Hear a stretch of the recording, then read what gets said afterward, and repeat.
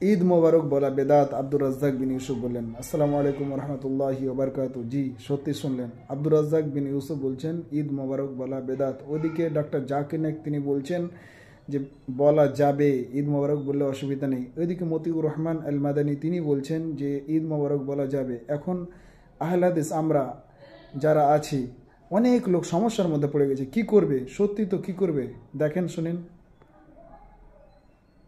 ঈদ মোবারক বলা বেদাত, ঈদ মোবারক বলা যাবে না। ঈদ মোবারক, ধন্য ঈদ, এটা কি ধন্য ঈদ?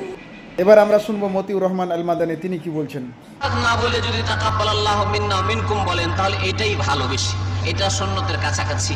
আর যদি কি ঈদ মোবারক বলে, আল্লাহ ঈদকে আপনার বরকতময় করুক, আর আপনিও বলেন আপনার ঈদকে বরকতপূর্ণ করুক, তাহলে জায়েজ হতে পারে। ইমাম আহমদ রহমতুল্লাহ আলাইহিকে জিজ্ঞাসা করা হলে তিনি বলেন যে আমি কাউকে ঈদ মোবারক বলবো না, তবে কেউ যদি বলে তাহলে আমি বলবো।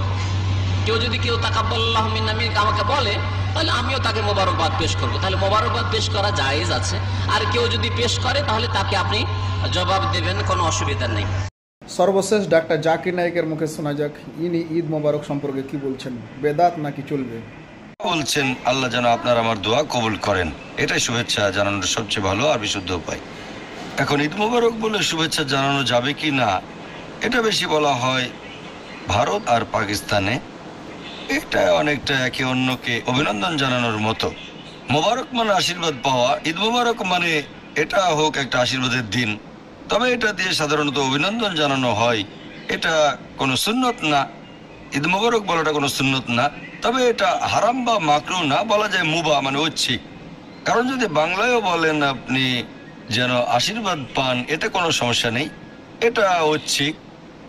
জি, তাহলে শুনলেন ইনাদের বক্তব্য। এবার বলেন আমরা আহলে হাদিসরা কি করব, কি করবেন সমস্ত আহলে হাদিস ভাইরা?